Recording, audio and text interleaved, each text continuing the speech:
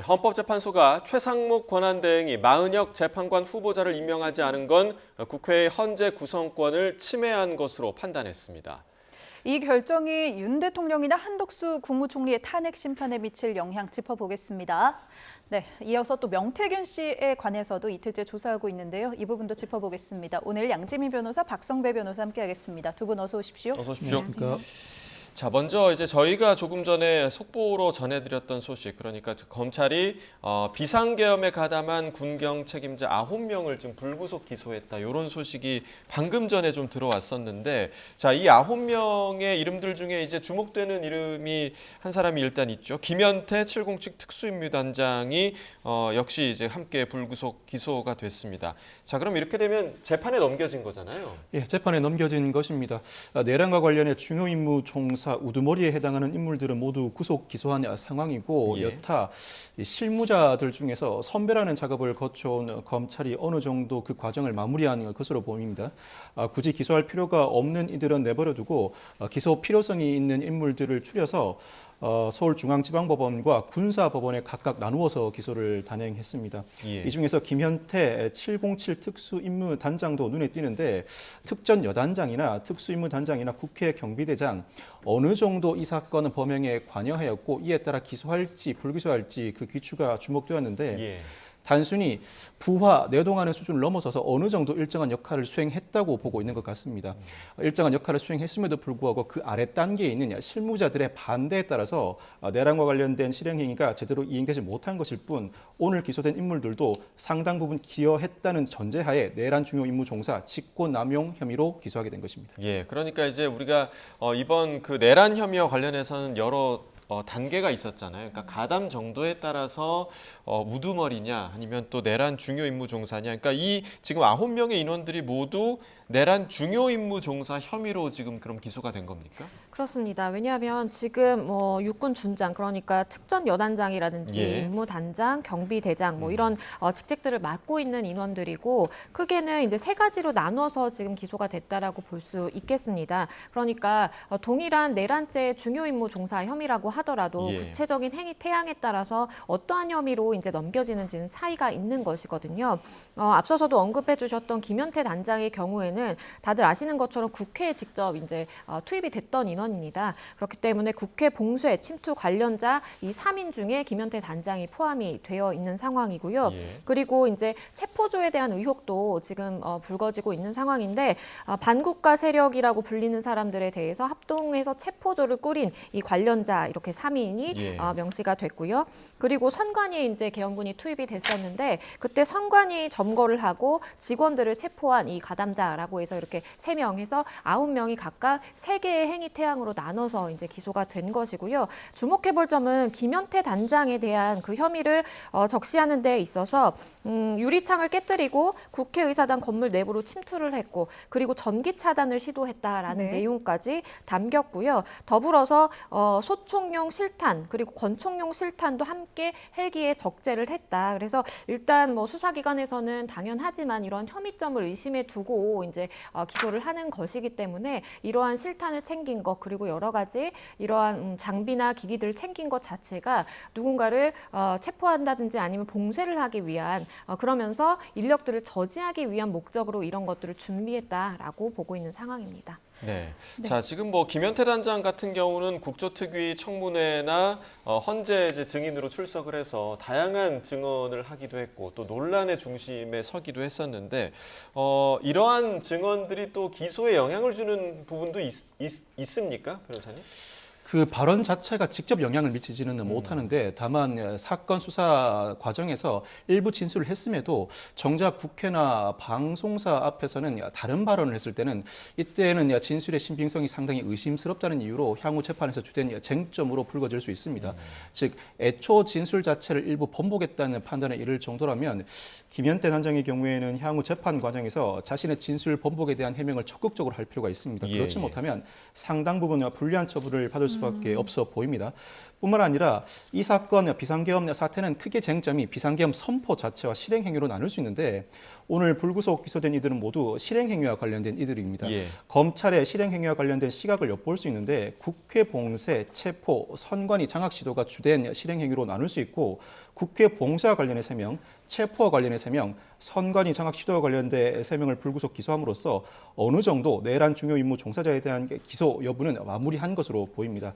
특히 국회 봉사와 관련해서는 특전사와 국회 경비대장, 체포와 관련해서는 방첩사, 경찰, 국방부 조사본부장, 선관위 장악과 관련해서는 정보사 인사들을 기소했습니다. 예. 각 실행행위 과정에서 주된 역할을 담당한 기관들도 어느 정도 재배치된 것으로 보이고 검찰의 전반적인 이 사건을 바라보는 시각이 오늘 불구속 기소 내용에 담겨 있는 것으로 보입니다. 예. 네, 현역 군인들은 이제 군사법원에 불구속 기소가 됐습니다. 절차가 군법원이랑 일반 법원 좀 다른 것들이 있습니까? 크게 다르지는 않습니다. 그렇지만 현역 군인의 경우에는 군사 재판을 받아야 하고 이에 따라서 군사법원에 기소할 수밖에 없습니다. 재판이 진행되는 과정에서 현역을 면하게 되면 중앙지방법원 등 일반 법원에서 재판이 다시 진행되게 됩니다.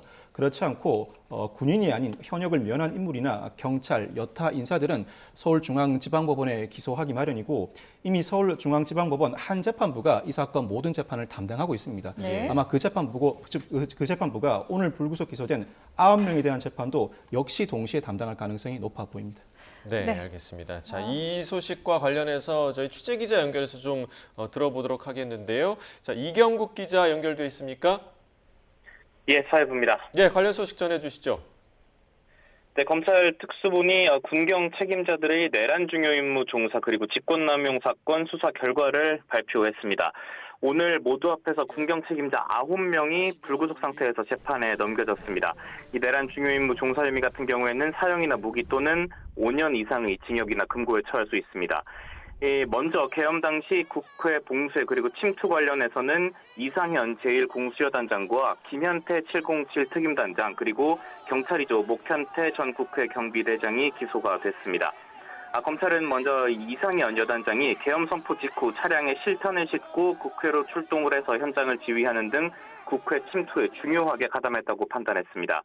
김현태 707 단장은 국회 본회의장 진입과 전기 차단 시도 등 이 병력을 국회 봉쇄에 가담하게 했다는 혐의가 적용이 됐습니다. 목현태 전 경비대장은 두 차례에 걸쳐서 계엄 당시에 국회를 봉쇄했다는 혐의가 적용됐습니다. 그리고 반국가 세력 합동 체포조, 그러니까 이른바 체포조 의혹과 관련해서는 김대우 방첩사 방첩수사단장 그리고 윤승영 경찰청 국가수사본부 수사기획조정관, 박헌수 국방부 조사본부장 등 3명이 재판에 넘겨졌습니다. 일단 검찰은 이 김대우 대령이 민주당 이재명 대표와 한동훈 전 국민의힘 대표 등 이 14명의 체포 명단을 전달을 하고 체포와 구금시설 이송을 지시했다고 봤습니다. 이어서 윤승영 수사기획조정관과 박헌수 조사본부장이 군경에서 각각 이 체포조에 투입될 인력을 준비하는 데 개입했다고 판단을 했습니다. 그리고 중앙선거관리위원회 점거 그리고 직원 체포와 관련해서는 고동희 정보사 계획처장과 김봉규 정보사 중앙신문단장, 정성욱 정보사 대령이 불구속 상태에서 재판에 넘겨졌습니다. 일단 검찰은 계엄 사태 관련자 중에 중요한 지위에 있는 사람들을 재판에 넘긴 것이라고 설명을 했고요. 이어서 이 검찰이 특수본 체제를 유지하는 가운데 계엄 사건 수사를 계속 진행하고 있다고 또 설명을 했습니다. 덧붙여서 아직 계엄에 가담한 주요 관계자 가운데 불기소 처분을 받은 사람은 없다고도 밝혔습니다. 지금까지 사회부에서 전해드렸습니다.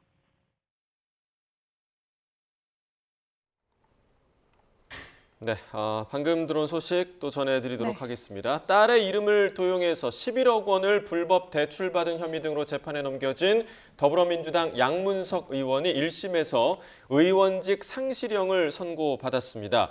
수원지방법원 안산지원은 오늘 오후 2시 양 의원의 1심 선고 공판을 열고 특정경제범죄법상 사기에 대해서는 징역 1년 6개월에 집행유예 3년을 선고했습니다. 또 선거법 위반 혐의에 대해서는 벌금 150만 원을 선고했습니다. 네, 사기와 사문서 위조 혐의에 대해 금고 이상의 형이 확정되거나 공직선거법 위반으로 벌금 100만 원 이상의 형이 확정되면 의원직을 상실하게 됩니다.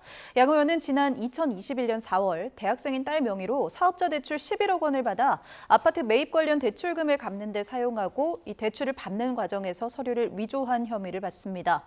또 지난해 총선을 앞두고 관련 의혹이 제기되자 은행 측이 대출을 제안했고 의도적으로 속인 사실이 없다는 취지의 허위 해명글을 SNS에 게시한 혐의로도 기소됐습니다. 네, 양문석 의원의 의원직 상실형을 선고받았다라는 네. 속보 방금 다시 전해드렸고요. 좀 주제를 좀 바꿔보도록 하겠습니다. 어제 헌재에서 있었던 결정이 좀 있었는데요. 헌재가 최상목 권한대행이 마은혁 헌법재판관 후보자를 임명하지 않은 건 위헌이다 이렇게 재판관 전원 일치로 결정을 내렸습니다. 자, 일단은 마은혁 후보자를 권한대행이 임명할 의무가 있다라는 데에는 의견을 일치를 했는데 그런데 이제 임명하도록 또 강제할 수는 없다라는 뜻이죠. 맞습니다. 그러니까 지금 이 청구인 측에서 청구한 내용을 두 가지로 이제 좀 나눠보면요. 예. 첫 번째는 지금 국회의 권한을 침해했다라는 것입니다. 그러니까 최상목 대행이 임의로 2명은 헌재 재판관을 임명하고 1명은 보류를 한 그 자체가 국회의 그 권한을 침해했다라는 것 한 줄기. 그리고 두 번째로는 만약에 최상목 대행이 이러한 위헌 판결이 있음에도 불구하고 임명을 하지 않을 수도 있으니까 즉각적으로 마은혁 재판관에 대해서 헌재 재판관으로서의 지위를 확인해달라, 임명을 즉시 하도록 강제해달라라는 취지의 내용도 함께 이렇게 청구를 했는데요. 첫 번째 부분에 대해서는 국회의 권한을 침해한 것이다라고 인정을 하면서도 두 번째 쟁점이라고 볼 수 있는 그러니까 마은혁 재판관의 지위가 이걸로 반드시 바로 확인이 된다 내지는 임명을 강제하도록 하는 내용에 대해서는 각하를 했습니다. 이렇게 각하한 이유는요. 국회의 이제 권한쟁의 심판 청구인데 권한쟁의의 심판 자체의 그 대상을 보면 누군가의 개인의 이제 지위를 확인한다라든지 아니면 개별 개인에게 어떠한 임명을 강제한다라든지 이런 것까지 권한쟁의 심판의 범위에 포함된다라고 볼 수 없기 때문에 이 부분은 각하했다라고 보시는 것이 맞겠고요. 그럼에도 불구하고 최상목 대행이 이렇게 임명을 보류한 것은 국회의 권한을 침해한 것이다라고 본 이유는요. 첫 번째는 국회에 이 헌법재판관 선출을 통해서 재판관들을 구성할 수 있는 구성권이 있다라고 봤습니다. 그런데 임의적으로 최상목 대행이 이렇게 임명을 보류한 그 자체는 국회의 헌법재판소 구성권을 침해했다라고 판단을 한 것이고요. 역시 더불어서 마찬가지의 맥락에서 만약에 절차적인 하자가 없이 뭐한 위법한 사항이 없이 후보자가 추천이 됐다라고 한다면 대통령 또는 대통령을 대행하는 그 대행자의 입장에서는 임명을 해야 되는 자기 의무가 발생한다라고 했습니다. 그런데 그러한 의무가 발생했음에도 불구하고 임명을 하지 않았기 때문에 이 부분은 문제가 된다라고 본 것입니다. 네, 현실적으로도 근데 이 최상목 권한대행에게 임명을 당장 해라 이렇게 강제할 만한 법적 수단이 없는 거죠. 임명을 하지 않을 경우에 뭐 또 탄핵 소추를 고려할 수는 있겠지만 임명을 장기간 하지 않으면 이때는 재차 탄핵 소추를 고려할 수 있습니다. 가정할 때 임명을 장기간 하지 않을 경우에는 이때는 헌법과 법률상 여야 합의 없이 국회가 선출하였다고 보여지는 후보자를 헌법재판관으로 임명할 수 있는지 다툼이 있을 수 있습니다. 이제는 헌법재판소가 그 권한을 침해했다고 확인하였음에도 불구하고 장기간 임명을 하지 않을 때는 충분한 탄핵 소추 사유가 되고 이때는 헌법을 위반한 중대한 사유가 존재한다는 전제하에서 탄핵이 인용될 가능성이 상당히 높습니다. 그렇지만 당장 최상목 권한대행이 헌법재판관을 임명하지 않는다고 해서 이를 강제할 만한 법적 수단은 존재하지 않습니다. 네. 권한쟁의 심판은 이 국가기관과 권한의 유무와 범위를 판단합니다. 이에 따라서 헌법과 법률에 근거하지 않은 권한 침해가 있을 때는 권한을 침해하였다는 확인은 분명히 할 수 있습니다. 나아가서 상황에 따라서는 피청구인의 처분을 취소하거나 무효화시킬 수 있는 권한도 존재합니다.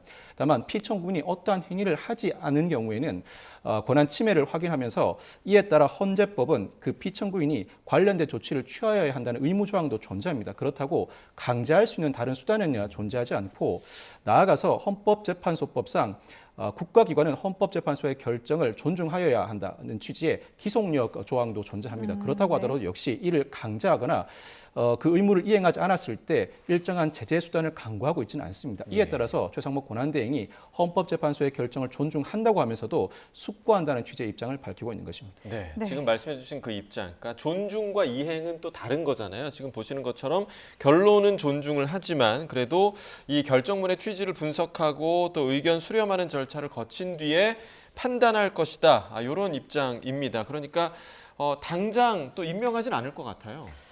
맞습니다. 그러니까 민주당 입장에서는 오늘 중으로 반드시 임명을 하라라고 이야기를 예. 하고 있지만 그럴 가능성은 좀 낮아 보입니다. 그 이유는 말씀해 주신 것처럼 지금 최상목 대행이 뭐 원론적으로 헌재의 판단을 존중한다라는 입장을 밝혔지만 구체적으로 그러면 임명을 할 것인지 아니면 언제 임명을 할 것인지에 대해서는 이야기를 하지 않고 있거든요. 그러면서 본인이 주장했던 그러니까 각하의 부분, 즉 국회의원들의 의결권을 침해해서 우원식 의장이 어떤 국회에 이제 의결을 갖추지 않고 이렇게 권한쟁의 심판을 청구한 부분에 대해서 강하게 이제 문제 제기를 했었는데 그 부분을 포함해서 결정문을 좀 살펴봐야 되겠다라는 이제 입장을 밝힌 만큼 아마도 결정문을 받아들고 법리적인 해석을 거쳐서 추후에 이제 임명을 하게 되지 않을까 싶고요. 더군다나 이 한덕수 총리에 대한 탄핵 심판도 또 선고 여부를 보고 예. 본인이 이제 판단을 하게 될 가능성이 있다 보니까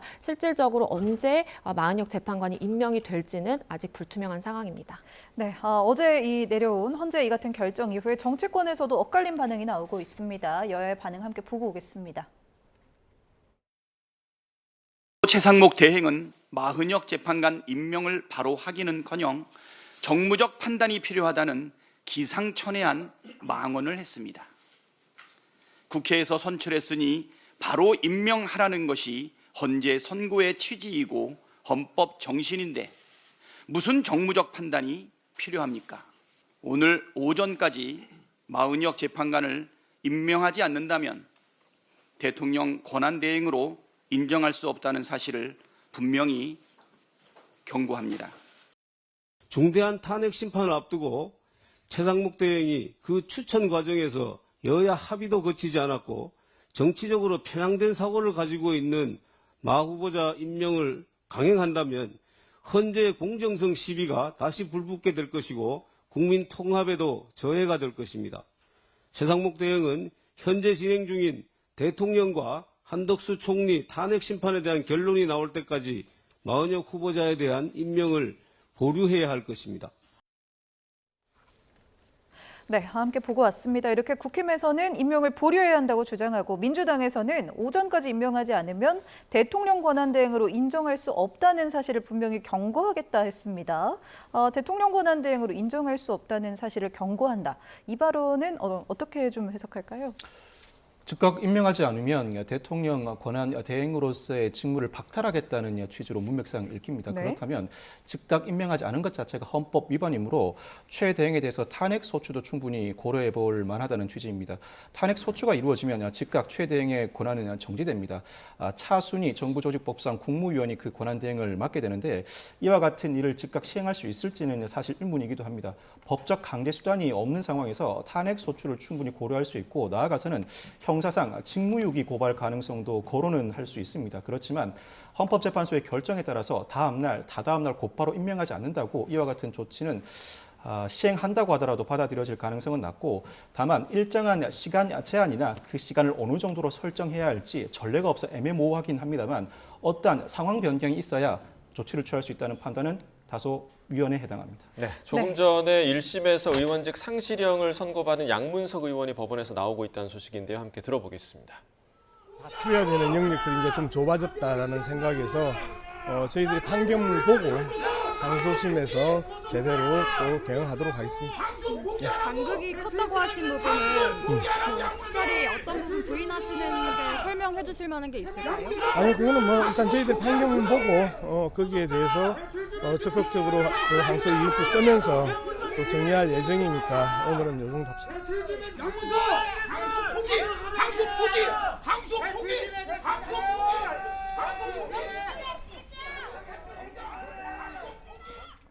네, 양문석 의원 1심에서 조금 전에 저희가 전해드린 것처럼 의원직 상실형을 선고받았습니다. 징역 1년 6개월에 집행유예 3년 그리고 선거법 위반 혐의에 대해서는 벌금 150만 원이 선고가 됐는데 네. 저희 기자의 질문이 있었는데 이제 판결문을 보고 항소심에서 제대로 대응을 할 것이다. 적극적으로 항소 요지서를 쓰면서 정리할 것이다. 라는 입장을 발표를 했습니다. 자, 그리고 또 양문석 의원의 또 표정을 보면 굉장히 좀 웃는 모습으로 또 귀가하는 그런 모습도 좀 보이고 있었는데요. 또 항소심에서 어떻게 또 다툴지 이 부분도 좀 지켜봐야 할 대목인 것 같습니다. 네, 양문석 더불어민주당 의원 방금 법정에서 나오는 모습 함께 보셨습니다. 네.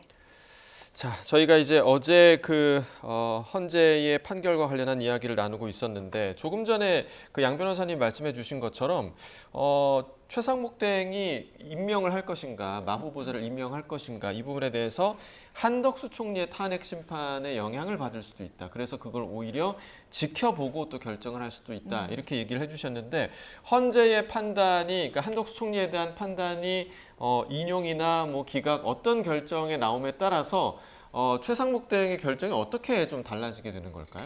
그러니까 최상목 대행의 입장에서는 지금 본인이 대행의 대행을 맡고 있는 상황입니다. 그렇기 때문에 한 가지의 가능성은 만약에 윤 대통령이 탄핵이 기각이 된다면 뭐 대통령직으로 복귀를 하겠죠. 그리고 대통령이 만약에 이제 복귀를 못한다고 하더라도 한덕수 총리가 탄핵에서 기각을 받아서 복귀를 한다면 본인은 원래 맡았던 직분으로 돌아가는 것이고 대행의 대행에서 벗어나는 것입니다. 그러면 사실 이제 본인이 임명할지 말지를 정하지 않고 한덕수 총리가 기각이 되면 그 즉시 업무에 복귀거든요. 그렇죠. 그러면 그때 업무에 복귀해서 한 총리의 결정을 받을 수도 있는 그런 부분이기 때문에 본인이 책임을 지지 않아도 된다는 그렇죠. 얘기시죠? 왜냐하면 이게 법적으로는 이러한 임명을 강제할 수 있는 수단이 없고 기한이 언제까지 임명해야 된다라는 것도 사실 없는 상황입니다. 그렇기 때문에 한덕수 총리에 대한 탄핵 심판이 어쨌든 종결된 상황이고 선고만을 앞두고 있는 그런 상황이기 때문에 본인이 적극적으로 뭐 어떤 법적으로 강제 절차가 있으면 해야 되겠지만 그게 아닌 상황에서야 한덕수 총리가 돌아올지 말지를 좀 볼 때까지는 그러한 임명에 대해서는 보류할 가능성도 있겠다라고 생각됩니다. 네. 그런데 또 이 헌재가 어쨌든 대통령 권한대행에게도 이 재판관을 임명해야 하는 헌법상의 의무가 있다고 이제 판단을 내렸잖아요. 한덕수 총리의 탄핵 그 소추 이유 중에도 재판관 임명을 거부한 점이 들어가 있는데 이 부분이 이제 헌재 판단에 좀 영향 미치지 않을까요? 한 총리에 대한 탄핵 심판은 이미 변론을 종결했고 아마 윤 대통령에 대한 탄핵 심판 결론보다 먼저 나올 것으로 예상됩니다. 네. 한 총리에 대한 탄핵 소추 사유 중 가장 주요한 두 가지 사유는 첫째가 비상계엄을 방조했다는 의혹, 둘째가 바로 이 헌법재판관 임명을 거부하였다는 대목입니다. 헌법재판관 임명을 거부한 행위 자체는 대통령이든 대통령 권한대행이든 어제 헌법재판소 결론에 따르면 헌법을 위반한 행위입니다. 이에 따라서 헌법재판관 임명 거부는 탄핵 사유로 어느 정도 성립할 수는 있습니다. 그렇지만 그동안 헌법재판소의 결정 예에 비추어 본다면 노무현 전 대통령 탄핵 사건 이후로 공직자의 탄핵 소추 사유를 판단할 때에는 헌법 법률 위반, 여기서 더 나아가서 중대성 여부를 별도로 판단합니다. 중대성이요? 헌법 법률 위반에 해당하지만 공직자를 공직에서 파면할 정도로 중대한 사유인지를 별도로 판단하게 되는데 이 법리는 이진숙 방통위원장이나 안동환 검사 때도 마찬가지였습니다. 공직자의 지위 고하를 막론하고 헌법 법률 위반의 중대성을 별도로 판단한다면 한 총리의 헌법재판관 임명 거부가 위헌에는 해당하지만 당시 어느 정도의 관행이나 견해 대립이 있는 상황에서 공직을 파면할 만큼 중대하지 않다는 판단을 할 수도 있고 헌법상 명백함에도 불구하고 굳이 정치적 이유로 헌법재판관 임명을 거부했다는 이유로 중대하다고 판단할 여지도 있습니다. 한 총리의 판단이 윤 대통령 판단보다 먼저 나올 것이지만 일각에서 제기되는 것만큼 기각 가능성이 높다는 제기 이 전망이 아직까지는 우세합니다만 헌법재판관 임명 거부가 위헌임이 명백해진 이상 아직까지 그 결론을 예단하기는 어려울 것 같습니다. 네, 그러니까 위헌이어도 이게 중대한 사유인지 여부가 헌재 결정에 영향을 끼칠 수 있다라고 분석을 해주셨고요. 네.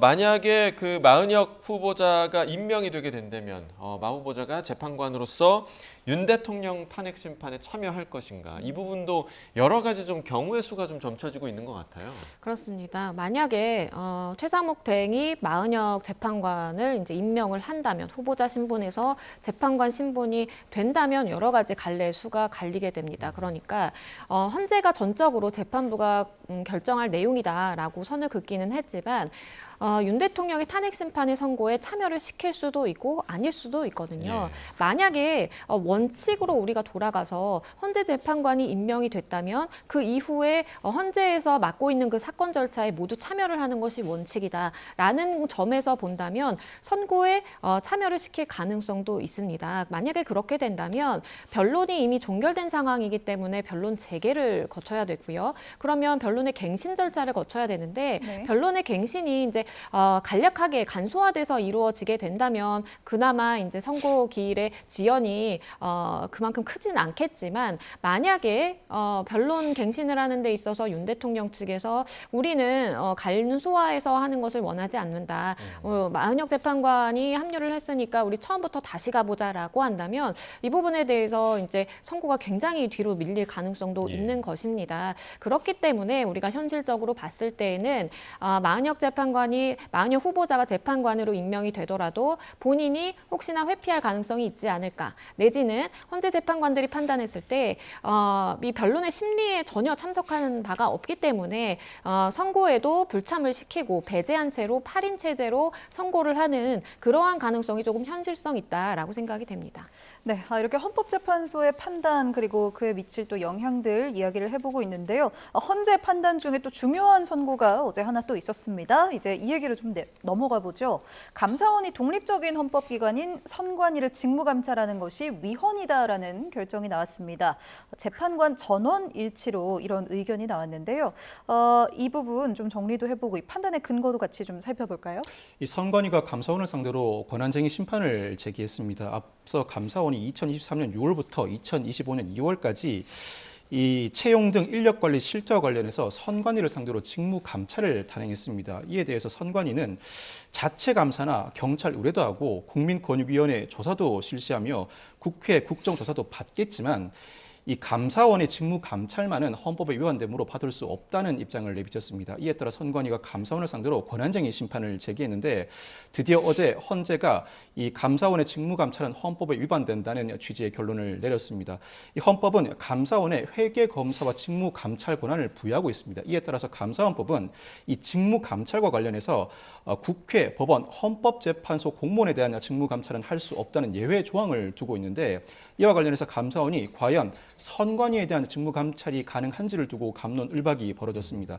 헌법재판소는 어제 권한쟁의 심판 인용 결정을 내리면서 행정기관에 대한 직무 감찰은 전반적으로 실시할 수 있지만 이 헌법기관인 선관위까지 직무감찰 대상에 포함시킬 수는 없다. 이 선관위는 대통령과 병렬적인 또 다른 헌법기관인데 대통령 산하의 감사원이 이 선관위에 대해 직무감찰을 실시하게 되면 감사원의 독립성을 침해한다는 취지의 인용 결정을 내놓았습니다. 예, 네. 그러니까 선관위 부패 행위에 면죄부를 주는 건 아니지만 그래도 감사원의 감찰 대상에는 포함되지 않는다라는 헌재의 판단이었고요. 또 이 판단이 이후에 이제 윤석열 대통령 탄핵 심판에 또 어떤 영향을 미칠지 이 부분도 좀 관심이 가는 대목입니다. 자, 주제를 바꿔서 이제 명태균 씨 좀 이야기를 좀 해보도록 하겠습니다. 어제 서울중앙지검 전담수사팀이 창원에 직접 갔어요. 그러니까 이게 궁금한 부분이 이 사건은 창원에서 서울중앙지검으로 이송이 됐는데 왜 검사들이 또 창원까지 내려가서 수사를 하는 걸까? 왜 그런 건가요? 지금 명태균 씨가 이제 구속된 상황이고 예. 창원에 있는 상황이기 때문에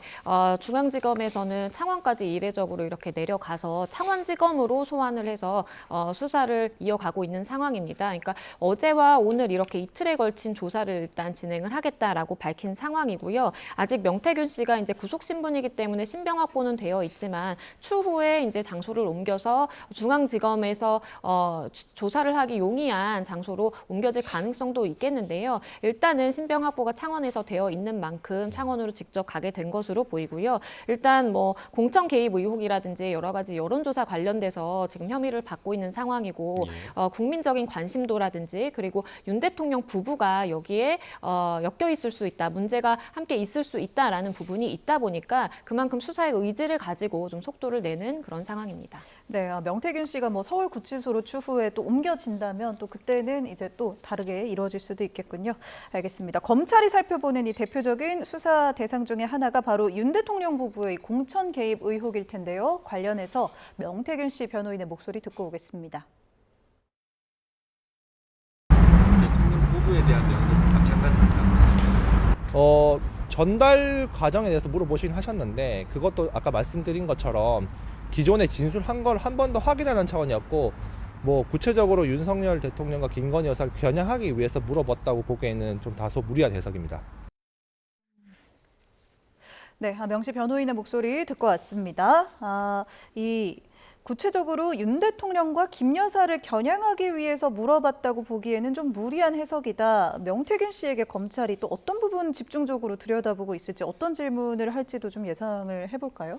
이 사건은 명태균 씨와 김영선 전 의원 간의 정치자금법 위반으로 시작되었다고 볼 수 있지만 궁극적으로는 명태균 씨와 윤 대통령 또는 김 여사와의 정치자금법 위반이나 공직선거법 위반 의혹으로까지 검찰 수사가 확대될 가능성이 매우 높습니다. 이 명태균 씨가 김영선 전 의원과 일정한 업무를 주고받으면서 돈을 건네받고 그 대가로 공천을 해주었다는 의혹이 불거진 상황에서 창원지검이 이와 관련된 정치자금법 위반은 이미 구속 기소한 상황으로 마무리 지었다고 볼 수 있습니다. 사건을 넘겨받은 서울중앙지검은 이를 바탕으로 이 공천에 직접 윤 대통령과 김 여사가 개입하였는가, 윤 대통령과 김 여사를 위해서 명태균 씨가 무상으로 여론조사를 실시해주고 그 비용을 지방선거 예비 후보자들로부터 충당하였는가 등을 전면적으로 살펴볼 것으로 예상됩니다. 이에 따라서 자금 흐름은 창원지검이 어느 정도 확인한 것으로 보이는데 여기서 더 나아가서 서울중앙지검은 김영선 전 의원의 공천 과정에 공관위 관계자들이 어떠한 방식으로 관여했는지를 확인할 것으로 보입니다. 여기서 더 나아가서 명태균 씨의 이른바 황금폰, 각종 핸드폰과 USB 자료 분석에 박차를 가할 것으로 보이고 나아가서 명태균 씨의 진술 외에도 사실 명태균 씨는 이 사안과 관련해 일부 인정하기도 하고 일부 부인하는 모습을 보이고도 있습니다. 나아가서 회계 책임자인 강혜경 씨나 여론조사 업체 미래한국연구소 관계자에 대한 조사도 박차를 가할 것으로 보입니다.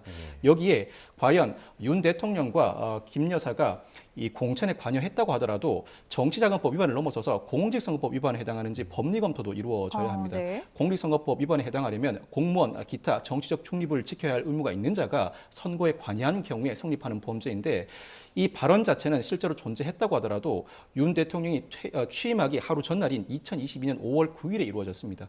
당선자 신분으로서 이와 같은 발언을 한 것, 그 사전에 이루어진 조치를 실제 공천 개입으로 보고 공직선거법 위반으로 의율할 수 있는지 법리적인 쟁점이 남아 있습니다. 당선자 신분이면은 이게 공무원 신분으로 보지 않을 수도 있다는 이 법리 좀 해석이 중요한 거네요. 예. 그에 따라서 이 당선자 신분에서 어떠한 사전 조치가 이루어졌고 실제로 5월 10일 당선 이후에 공천이 이루어졌다면 하나의 행위로 볼 것인가? 그렇지 않고 엄격하게 해석해서 당선자 신분에서의 행위만으로는 공직선거법 위반으로 의율할 수 없다면 이 공천과 관련해 정치적 중립 의무를 지켜야 할 다른 공무원과 공모하는 형태로 이 범행에 가담했다는 구조를 짜야 합니다. 서울중앙지검이 이 법리와 관련해서도 일부 구조를 짜는 데 집중할 것으로 보입니다. 자, 그러니까 시점에 따라서 어떤 신분으로 이런 행위를 했는지 이 부분도 좀 중요할 것으로 보이고 또 김건희 여사도 사실 이 사안의 핵심 관련자이기 때문에 김건희 여사에 대한 조사가 불가피한 거 아니냐 지금 이런 목소리도 나오고 있거든요.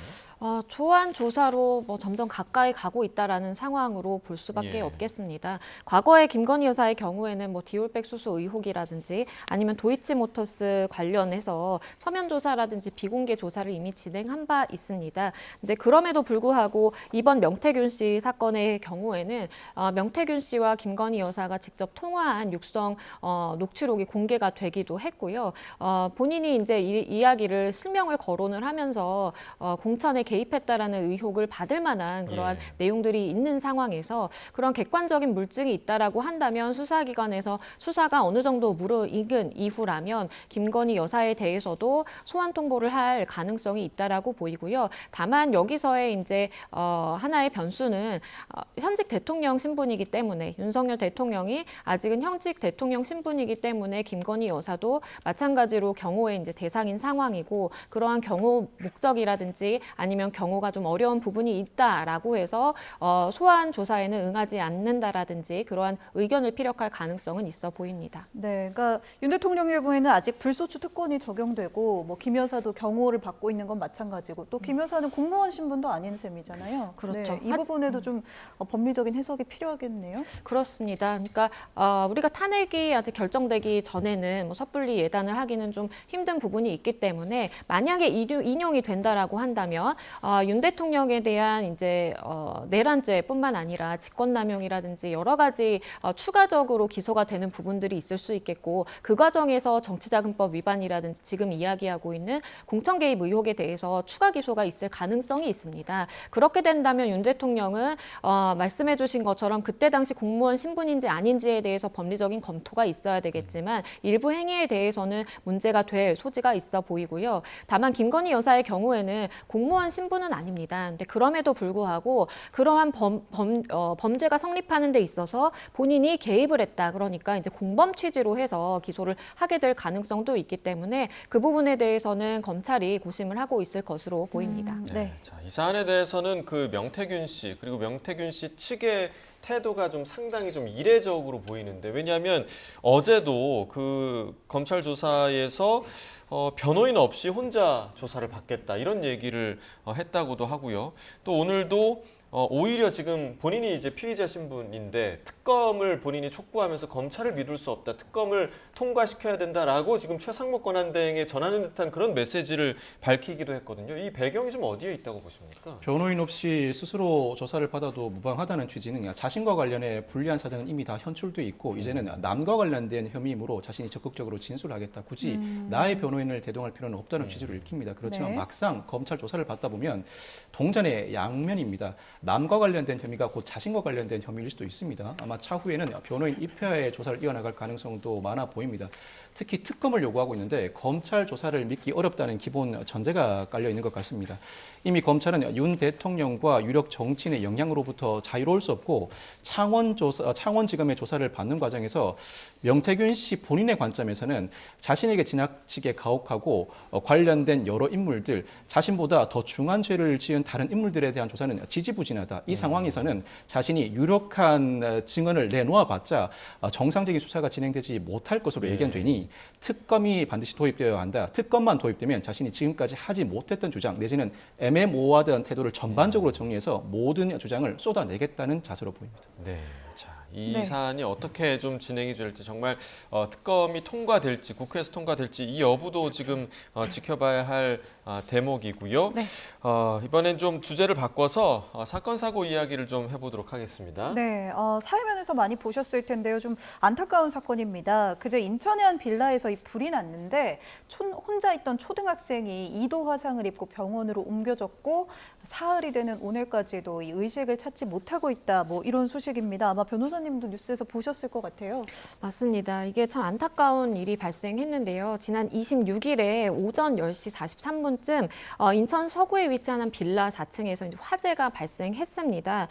그 당시에 집에 홀로 남겨져 있던 이 12살 아이가요. 2도 화상을 입었고 당시 심정지 상태로 발견이 됐는데 병원으로 이송이 됐지만 28일인 오늘까지 여전히 의식 불명인 상황입니다. 이 아이의 경우에는요. 당시 혼자 있었던 그 이유가 이제 어머니 아버지가 다 안 계셨고 혼자서 이렇게 집에서 보낼 수밖에 없는 시간을 보낼 수밖에 없는 그런 상황이었기 때문에 많은 사람들이 안타까워하고 있는 상황입니다. 네, 네. 자, 더욱더 안타까웠던 장면이 이제 집안에 그 아이가 먹었던 것으로 추정이 되는 빈 컵라면 용기가 굉장히 좀 많이 쌓여 있었다. 네. 이런 지금 소식도 좀 들려왔는데 이 학생이 정부의 위기 아동 관리 대상이 포함돼 있었다고 하더라고요. 그런데 부모가 맞벌이로 돈을 벌고 있어서 실제로 또 지원은 받지 못했다. 이런 소식이 좀 들리던데 이 복지 사각지대 가정에 대한 대책이 좀 미흡한 거 아니냐 이런 지적이 있을 수밖에 없을 것 같아요. 우리나라가 나름대로 복지 정책을 확대하고 있고 특히 사회적 약자에 대한 복지 정책에 박차를 가하고 있습니다만 예. 그럼에도 불구하고 사각지대는 여전한 것 같습니다.